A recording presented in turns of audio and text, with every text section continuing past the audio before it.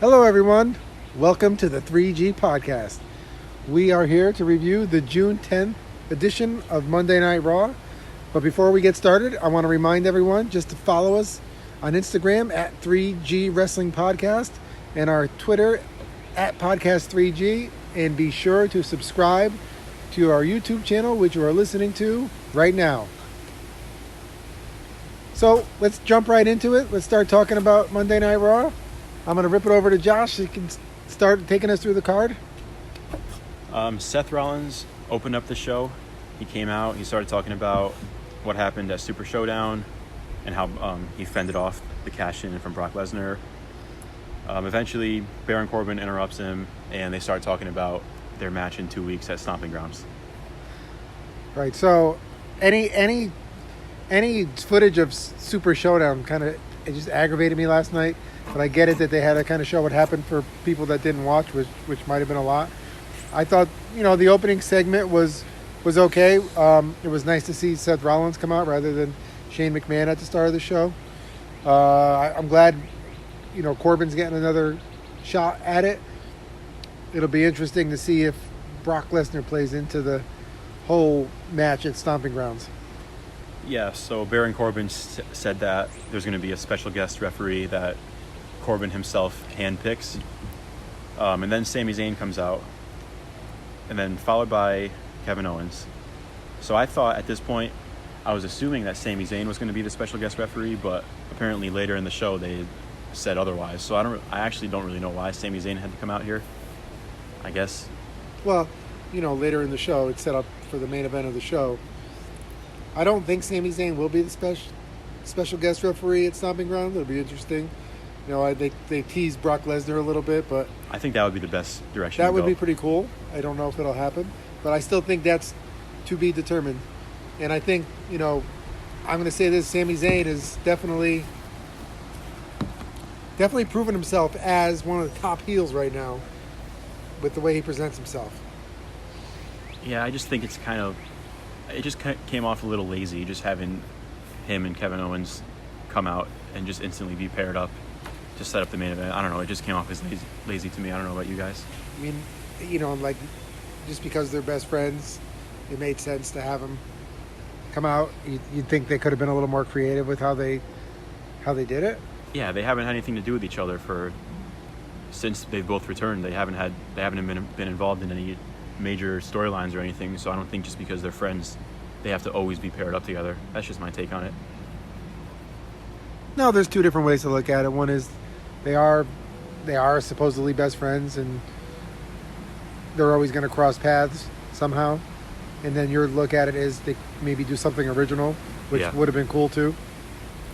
Yeah, basically this just set up the main event, which was Kevin Owens and Seth Rollins. Yep, I guess we'll get to that later in the show. Which they shouldn't have a SmackDown guy in the main event of Raw. That's just, I don't like that. I don't like the whole wild card thing, which we can talk about on another show or right now if you guys want to.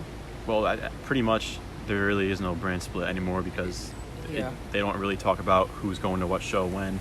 People just show up at their leisure and no one explains why they're there. So I think the brand split is pretty much abolished.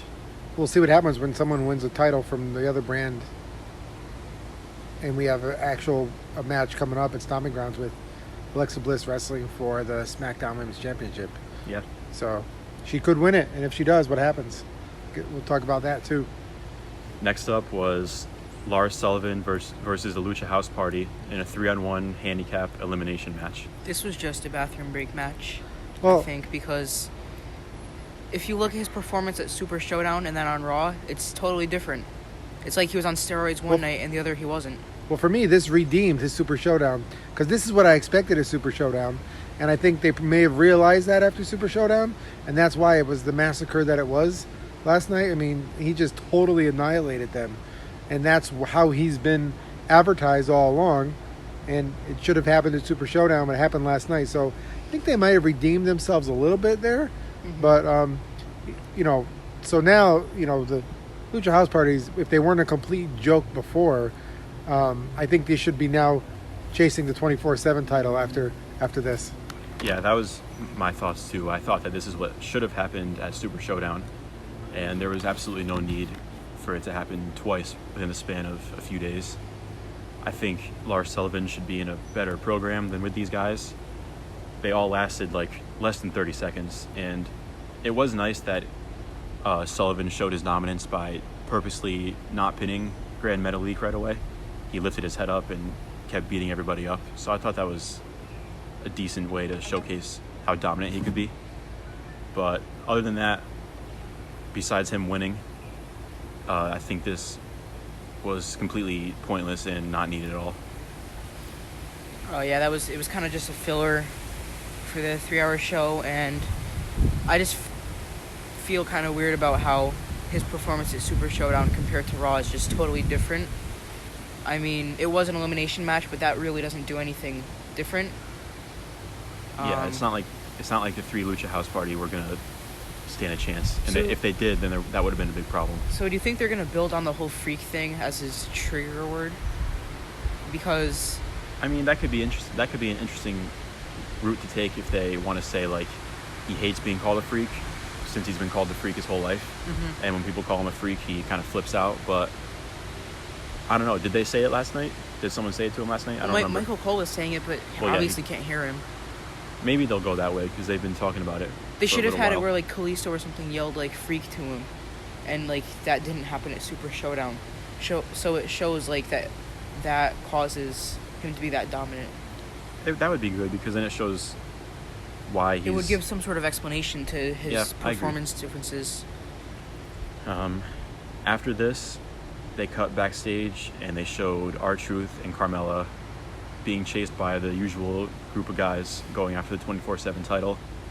Eventually, they make it into an elevator, and R-Truth makes a point that there's no referee.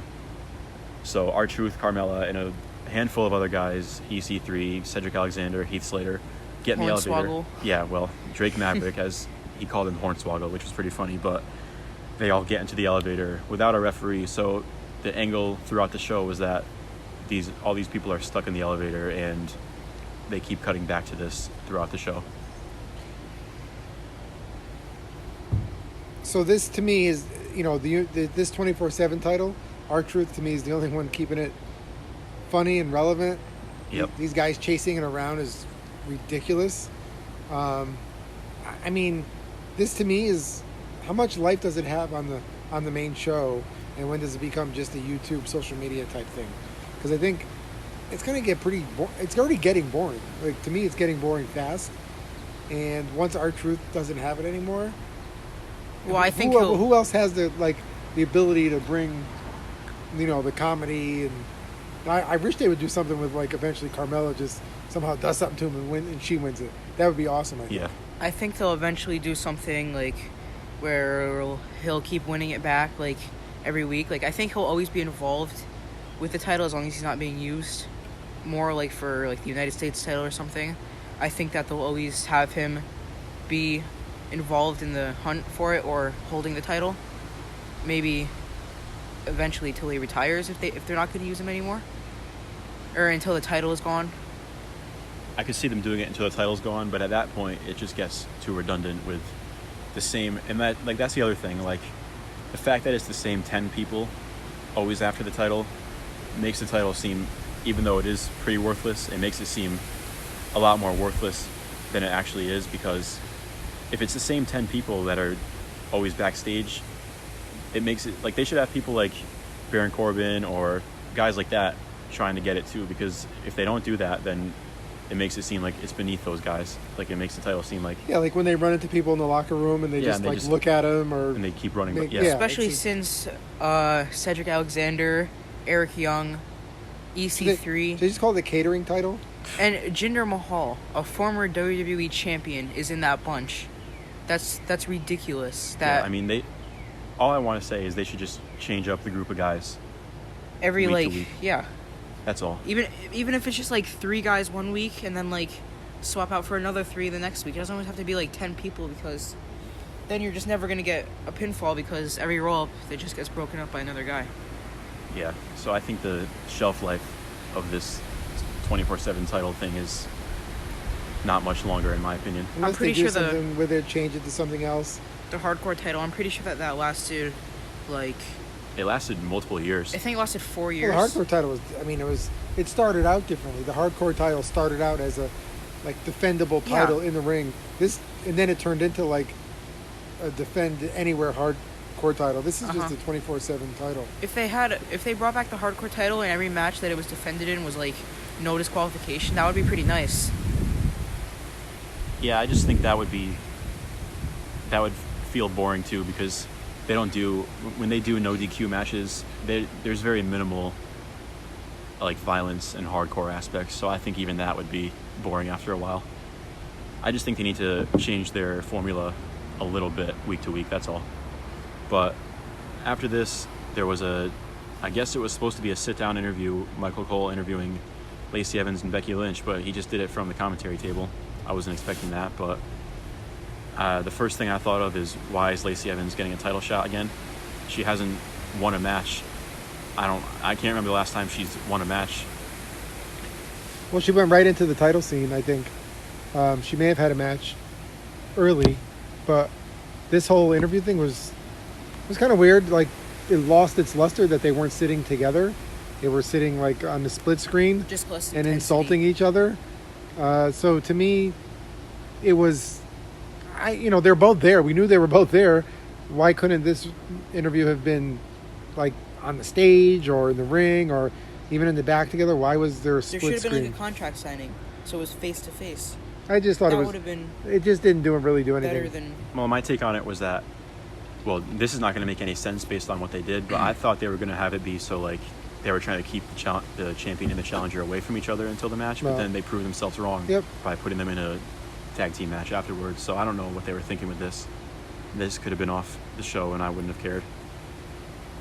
Next was Alexa Bliss and Nikki Cross backstage, and basically it's just Alexa Bliss talking about Bayley and her title match with Bayley. And a funny thing I noticed was that, I don't know if you guys saw this thing with Cody Rhodes a few weeks ago at a press conference. It was like a Q&A type thing, and someone asked him about, I don't know if it was directly about Bayley, but Bayley came up and he said something along the lines of, she's not as nice as people think. And then here Alexa Bliss says something similar, so I don't know if that was a coincidence or they were just... Maybe. Well, you know what? If they picked up on it and copied it, then Cody Rhodes is sitting there laughing, right? Yeah. But at the same time, Alexa Bliss was playing that, she was mean to me when I was starting in NXT, and just to get that, she's supposed to be playing Nikki Cross, and she apparently is, and it seems like also there's like two versions of Nikki Cross, right? This Nikki Cross that wants to be accepted and wanted and needs friends, and then the crazy wrestler Nikki Cross. So I think that's, for her character, I don't mind it. I really don't mind it. And Who, Nikki Cross? Yeah. I think we're gonna see some sort of turn during that match with like Nikki Cross maybe costing Alexa Bliss the match, because maybe Alexa Bliss is always like taking opportunities from her. Yeah, you could tell they're kind of making it seem like Nikki Cross is just on the sidelines. A lackey. So I think they could definitely lead that into. It's either gonna do one. I think one way or the other.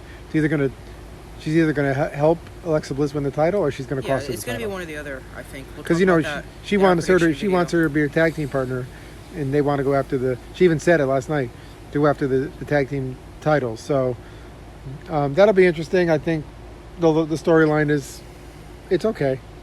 Yeah, like when Nikki Cross was in NXT, I thought maybe she needed to tone it down just a little bit. I think she came off a little over the top sometimes. So I'm glad she's not acting completely insane now, but I also don't want her to just seem like just another person backstage, because that's kind of how it seems to me. Like all the women are kind of on the same level, I guess, if that makes sense. It seems like almost like she has almost kind of a dual personality, the wrestling version of her and the backstage version of her, and we'll see what happens. Yeah. I know. So Miz TV came up after this. It was with Samoa Joe, the, I guess, new United States champion. He said he wasn't new, but Samoa Joe and The Miz go back and forth. Eventually, Samoa Joe and The Miz get into it and stand up, and they're face to face, and then out comes Braun Strowman. And I I was ready to change the channel at this point because I don't want to see Braun Strowman anywhere near the United States Championship. Then you and Bobby I Lashley. don't want to see him near any title. Yeah, and then this makes no sense. So Bobby Lashley comes out. Bobby Lashley has no right to demand anywhere near a title shot. He just lost to Braun Strowman. So there should be no reason why Bobby Lashley is in any title picture at all. Well, then again, you look at Sami Zayn, who was getting buried every week by Strowman, who is now in the main event. He's not Yeah, wrestling, I know. but he's in the picture. And you also look at Kevin Owens, who lost to Kofi Kingston twice, and he's still like getting main event shots at champions. It almost seems like to me the more someone loses, the more they want to push them for a title shot. Mm-hmm. Well, we see that with champions losing not every non-title match, so it's kind of a weird dynamic that they've got going on right now. But you know, Braun Strowman coming out and wanting to go after the United States Championship to me is, I don't know, it's kind of a joke right now. I think, you know, it's the whole Ricochet and Cesaro piece of it. It makes more sense for them to be involved in the United States title picture. Yeah, they've been the best part besides Bray Wyatt and R-Truth maybe. Yep. I think they've been the best part of these shows every week. And I don't know what's going on with The Miz. I mean, He lost to Shane McMahon twice. he lost to Shane McMahon, and He's that got very pushed behind stale. it. He's stale right now, and his, you know, It's he's, been the same thing with the Miz TV, with his guest always getting like. Yeah, the Miz TVs are really The Miz lazy. is not a good face. I'm sorry. That's why he's he's not stale. meant to be a face. He's got to go back to being a heel. With, you know, with Maurice, him as his manager. Well, she's pregnant again, Well, so when she him comes shaking back. hands with Roman Reigns is like almost makes me want to vomit, you know. But I think, like I said, Cesaro, Ricochet, those are guys that are like, to me, real contenders. They should be vying for the United States Championship. Braun Strowman is just, I mean, I don't even like talking about it anymore because all you hear is about getting these hands. Dude, come on, change the gimmick a little bit. It's the same thing for like 2 years now. Speaking of Roman No Reigns, changing or evolution at all in his character. Speaking of Roman Reigns, I'm so happy he wasn't on the show last night. Yeah, I was going to bring that up too. I think one of the reasons why I thought the show Was one of the better. Well, wait a minute. Putting it into context with recent shows, because I've seen way better Raws in my time. Mm-hmm. It was better than what we've seen the past few weeks. But, you know, that's like... Just because it's better doesn't mean it's good. If you put Right. it with like older Raws, it would be one of the worst. It would be bad. Yeah. If you dropped this Raw back, you know, in the early 2000s, it would be like, what the hell is going on here? Yeah. You know? But compared to what's been on most recently, yeah, it was an improvement. So maybe if they keep moving in this direction, things will continue to get better. I think we could also save this for another show, but speaking of quality of shows, my favorite time that I've watched wrestling was definitely SmackDown Live in 2016 and 17. Yeah, when it because first became SmackDown Live. it really felt like competition because they had, AJ Styles. yeah, they had all the newer guys to get opportunities. All right, so thank God Ricochet and Cesaro did actually come out, and this predictably led into a 6-man tag match. Samoa Joe, Cesaro, and Bobby Lashley versus Ricochet, The Miz, and Braun Strowman. And this match, I think, went way too long, and all it did was make me realize that I just want to see more of Cesaro and Ricochet. Yeah, I can't explain how sick I am of seeing Lashley and Strowman. Like, they need to be honestly taken off the shelf for a little while, and other people need to be given a chance because they're so stale, and they're such bad characters right now. You know, just because they're big, you know, strong guys that can throw people around, big deal. Yeah, if they do a 3-way between Cesaro, Ricochet, and Samoa Joe, maybe at Stomping Grounds, I think that would be match of the night easily. I think they'll end up doing maybe a 6-pack challenge with all of them. Because that would be... Or they do like a number one contender They could tournament. do a ladder match. That'd be fun. Yeah, that would be fun. But they won't. No. You could argue the only guy out here who even should get a title shot is Ricochet because Cesaro has lost twice to him. 2 out of 3 times. Right? Ricochet's the only guy who's had steady wins out of all these people. Right. Maybe Braun Strowman, but he hasn't been prevalent. And Yeah. I believe Ricochet pinned Cesaro again last night, right? Yeah, he did. Ricochet got the pin over Cesaro. Do the fans really want to see Braun Strowman as the United States champion? No. I'm really fine with anybody except for Strowman. Even Lashley. I mean, I don't even mind if Samoa Joe holds it for a while. Yeah. He's deserving of it.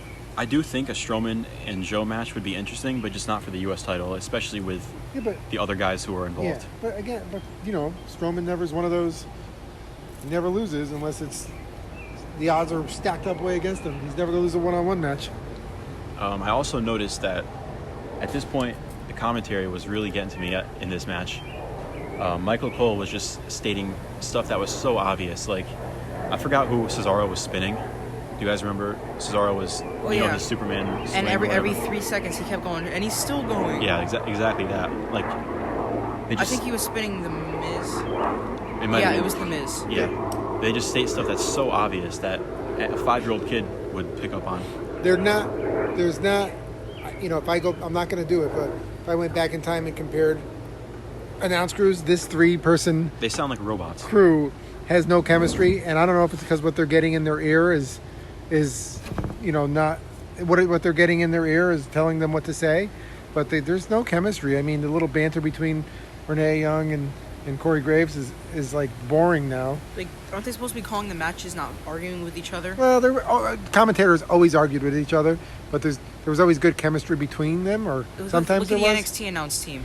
Right, good chemistry between that. There's bad chemistry on the Raw announce team. Right. After this, we went to Bayley and Becky Lynch versus Lacey Evans and Alexa Bliss.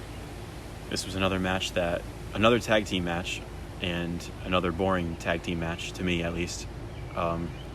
Lacey Evans pinned Bayley, which makes no sense. I don't think any one of these people in this match should be taking a loss right now, especially since there's 2 champions and 2 contenders for championships.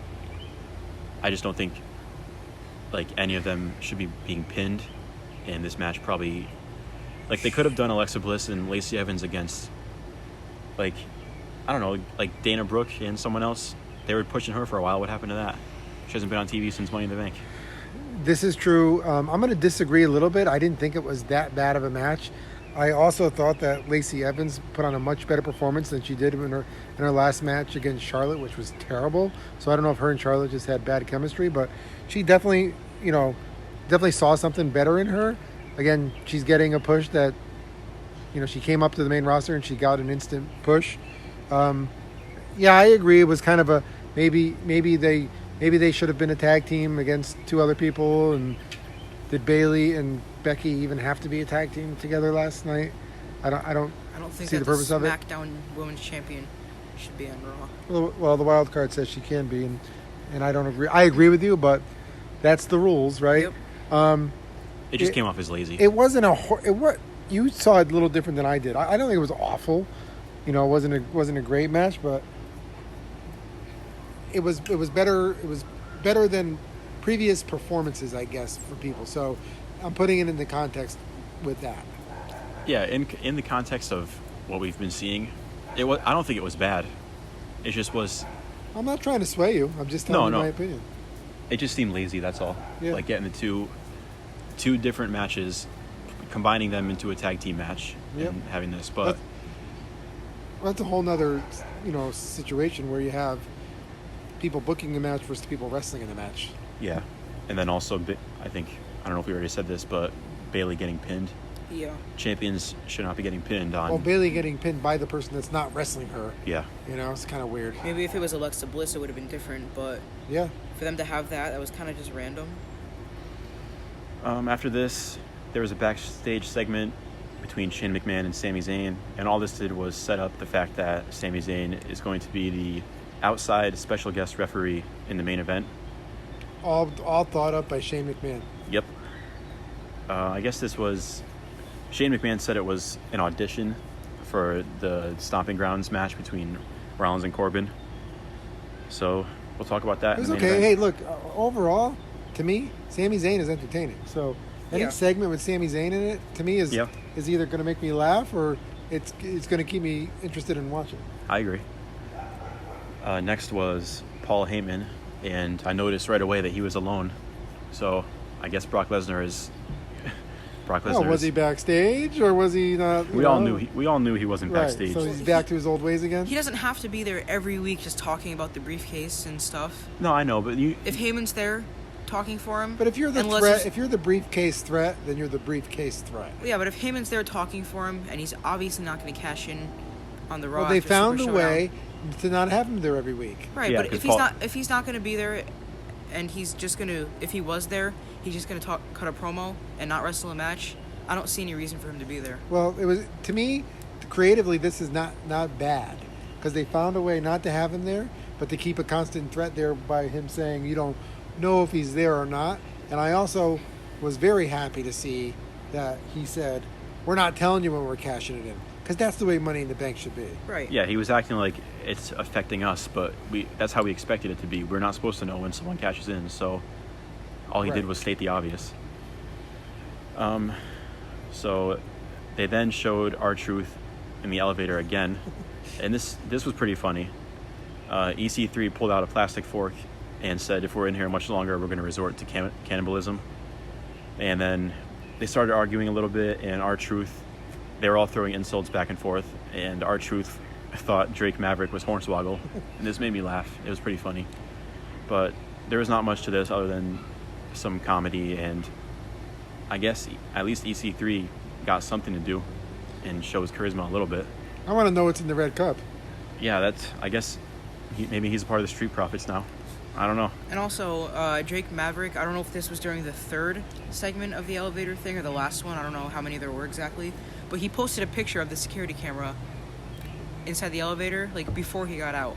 So, you know it's obviously staged. Look, but at some point, the best thing to happen, I think I said it before, is Carmella turns on R-Truth and she rips the title off him, and she get that to me would be cool. And then does it go to the woman? It for a goes to, bit? I don't think they said if it was a men's or women. It's a 24/7 Yeah. title. When they had the hardcore title, it was everybody. Yeah.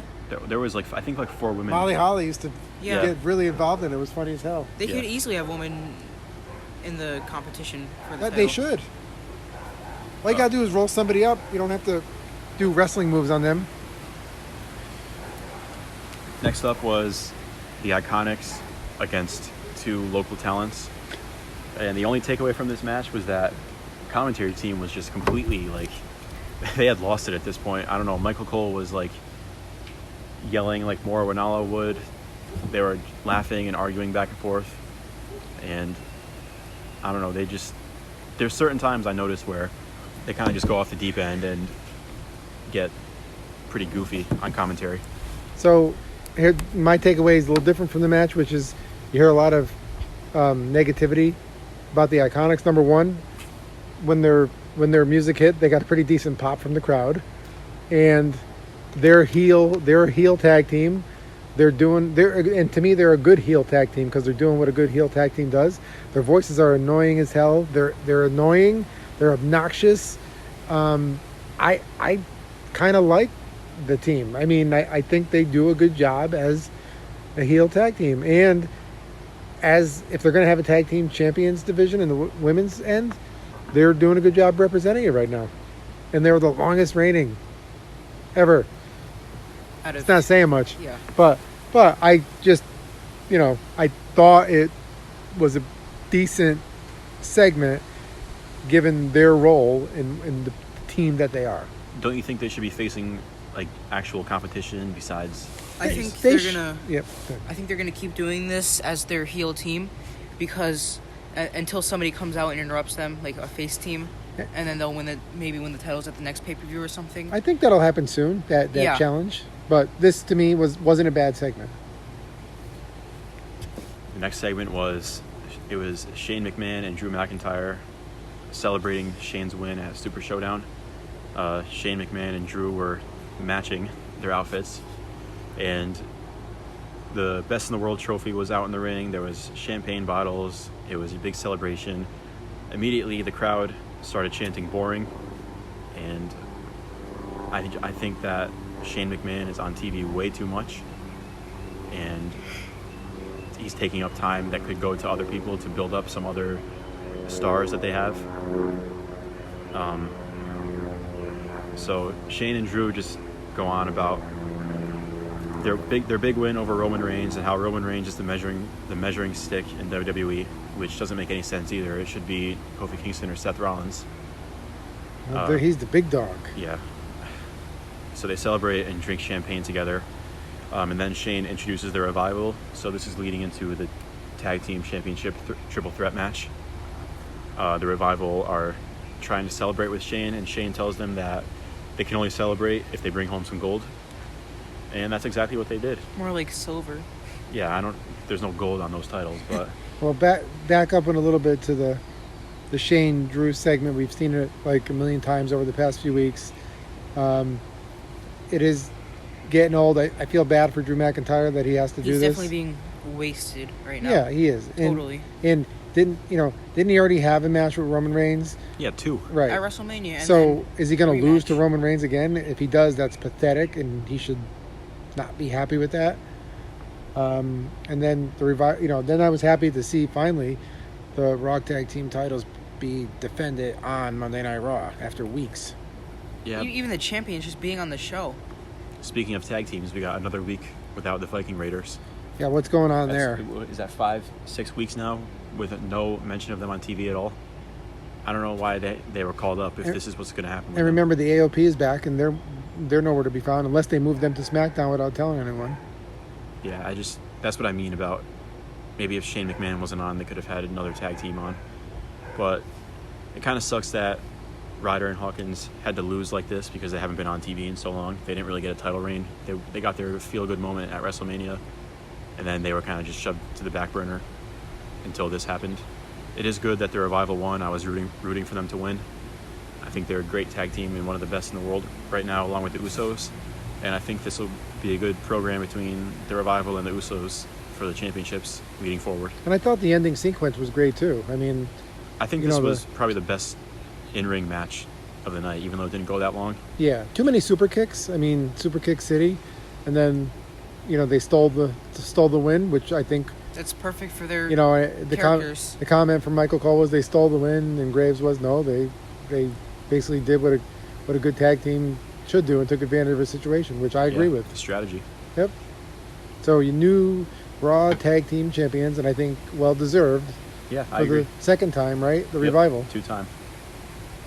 Yeah, other than Shane McMahon, this was a pretty good segment, I think, and match. After this, there was a Firefly Funhouse episode, and this one was... Disturbing. Yeah, this one was pretty disturbing. Poor Rambling Rabbit. Yeah, so Rambling Rabbit was... I guess he was saying that he didn't feel safe anymore in the Funhouse. He wanted to, expose what was going on in the Funhouse. And Bray Wyatt got mad about this. He was dressed he had a clown nose, or like a red nose on, and this pretty creepy eye makeup. And he had a huge sledgehammer with the... But it was like a gimmick sledgehammer. Yeah, it was like a giant clown toy. Yeah. And then also I have a question for you guys because I didn't really hear this that well. Did he threaten to bring out his alter ego? Yeah, he was. Yes. He was like, "Do you want me to?" What did he call it? The Fiend. Yeah. And Okay. then And the everybody Fiend, shook. The Fiend was painted. Its face was painted on the sledgehammer too. And everybody shook in fear. Yeah. So. And he was putting a sign on the door at the beginning, Yeah, remember? what did it say? It was something about he who exits. And it was something about leaving or and something. it was like that. all written backwards and stuff. Yeah. Look, like last week's Firefly Funhouse was my favorite so far. Me too. This one was pretty good. It's every week it's something different, which shows you how kind of crazy this character is and how creative Bray Wyatt is, because he's doing most of the work here, I think. Yep. I think that if you look at every other week, one is like demented Bray Wyatt and the other is TV show host Bray Wyatt, and I think that's... I think he has a hard time, the thing is balancing the character. Yeah. And that's his, with the hurt heel gloves, right? Yeah. So he's got multiple personalities. I love the Firefly Funhouse. The question to me is, when is he going to actually bring that out into the ring, and who's coming out to the ring? Is it going to be one guy one time? Is it going to be him? Which ego is it going to be? Is it going to be the same one that wrestles all the time, or we don't know? Right. And I like the we don't know part of it. Yep. Again, sorry about that noise. As We're outside. We're outside. We're outside. We live outside. And We also, sleep in a tent. my opinion on the whole, like, what character he's gonna be, I think that they'll do something kind of like the Demon, where if his, like, fiend needs to be brought out, he will be brought out. Maybe. And if he just needs to be, like, the TV show host, everybody will be, like, petrified of him because he's so weird. And he's just gonna act, like, so friendly to everybody. And then just, like, he's gonna randomly bring out his alter ego on people. So far, they're doing this character's. They're doing a great job with this character, and I hope that continues. I agree. I just hope he's on TV soon, and I hope that once he gets on TV, he stays legit, and he doesn't... Because a lot of times what will happen is they'll show these vignettes for somebody, and they come on TV, and the first feud they're in, maybe they'll win their first feud, and then after a while they lose, and their credibility is gone. And I could easily see someone like Roman Reigns conquering the Fiend, and, like... God. You know what I mean? Yep. But, yeah. Braun Strowman. Yeah. And also, if you look on Twitter, R-Truth was invited by Bray Wyatt to the Firefly Funhouse. That would be awesome if he goes on. That would be amazing They if need did to that. do that. They need to capitalize And on then it. Bray Absolutely. Wyatt just had the title every week, and everybody was too scared to come to him. That would be pretty cool. I just want to see R-Truth on that show. R-Truth on that show would be amazing. If you take the two best things that Raw has going for it right now and mix them together, that would just be amazing. Yeah, it would be cool. It would be funny as hell, that's for sure. So we didn't mention yet, with that giant sledgehammer on Firefly Funhouse, he smashes Rambling Rabbit, and then tastes him. yeah, he picks up the hammer, and there's fake blood under. Which was orange. Yeah. And it looked like, was there beans in it? And then or he something? advertised some kind of jam or jelly Yeah, afterwards. he tasted his blood and said how delicious it was, and then afterwards he held up a jar of, I forgot what he called it, but it was a jar of some type of Rambling Rabbit jam or something. So to me, this whole And segment. then at the bottom of the jar, there was like the mask of his like fiend. Yep. thing. To me, this whole thing is great so far. Yeah. And then after this, there was the main event. So it was Seth Rollins versus Kevin Owens, and there was the regular referee was what's his name? John Cone. John Cone. He was the referee the same ref that screwed over Baron Corbin. Who's been pretty animated lately. Yeah. And then the outside referee was Sami Zayn. So this match was, I don't know if you guys remember. So when Seth Rollins was the Intercontinental Champion, he was doing the open challenge every week. Yep. At one of those weeks, Kevin Owens answered his open challenge. That was right before Kevin Owens got hurt, and they put on a hell of a match together. It was like 15, 20 minutes for the IC title, and they killed it out there. It was a great match. It was only in the middle of the show. But like if you compare that, and they can do that with each other compared to this, I thought this match was kind of boring. And I feel like Seth Rollins and the Universal title is kind of, I don't know, it's not doing it for me. So- I think it's kind of stale. Maybe I know I said that with the Miz before, but his character with the whole like just always waiting for somebody to attack him, and he's always just ready for things. I don't know. I just think it's kind of getting old. I don't know really. That's just my opinion of the whole situation. The fact that his whole title reign is based on Brock Lesnar is kind of detrimental in my opinion. Like he's waiting for Brock Lesnar to cash in. Yeah. So to me, this match was exactly what it was advertised to be. I agree. Like they've had better matches, but having Sami Zayn out there as a special second referee, this was supposed to, highlight that part of it. And Sami Zayn played it off perfectly. His interference was perfect. Sami Zayn, right now to me is like one of my favorite characters. I mean, the way he's playing everyone is awesome. He's very charismatic, and you know what? He's a great wrestler too. Yeah, so he is. He's got a lot going for him. Someone that should be pushed. But that whole segment, when he disqualified Rollins, I thought was great. Maybe Sami Zayn's going to get a push after Corbin. Who knows? But to me, the match would have been better with one referee. That would have been more of a one-on-one focused match. But the focus of this match was not to be on the match itself, and I think that's why we didn't get like the best performances out of these two. Yeah, that makes sense. Seth Rollins is, he's got this attitude of I'll take on anyone anytime and I'm the best. Like he's really like owning his character right now as he's almost being arrogant as the Universal Champion, which is okay, but it's setting him up. He's setting himself up. Yeah. I think also that the way Sami Zayn is manipulating people to get in the higher, like, title picture, even if it's just for, like, a referee for now, I think maybe him turning on Corbin, if he's, like, the referee or something, causing Corbin the match, and maybe Sami Zayn can get a Universal title shot and maybe win it, because I think that would be great right now. Especially since Sami Zayn is a good wrestler, and he got a pop maybe like a month ago when he was in that triple threat match for the WWE title. I think that the fans are definitely on board with him winning, and they definitely could do something. Was that like a triple threat or a one-on-one? Wasn't AJ Styles in it or something? No, it was a one-on-one match with Sami Zayn and Kofi Kingston. No, Wasn't it? It was a AJ was in triple it. threat. Oh, was he? I think okay. it was AJ. So just a little preview.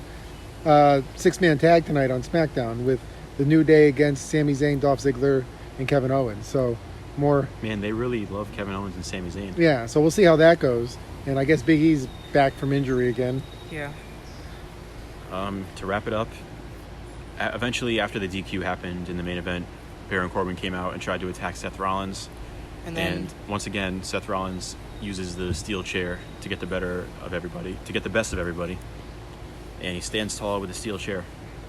And he beat the crap out of Sami Zayn too. Yeah, What did he do? Two curb stomps? Like he lost it on Sami Zayn. Yeah. Like Michael Cole went into his big, he's lost it, type thing. And Yeah. that was clearly Vince McMahon in his ear. Yeah. And also, I kind of like the fact that the ending wasn't that rushed. Like, they gave them a little bit of time, like with The Undertaker last week, I think. Well, they gave it a little time because I looked at one point when the match was over and there was still like 4 minutes left on the show. So I think that kind of like they want the audience to think, oh, is there going to be a cash-in because there's still a couple minutes left. That didn't even cross my mind once. Yeah, well, and I'm sure it did to a lot of people. I considered it, like, I knew that probably wasn't going to happen.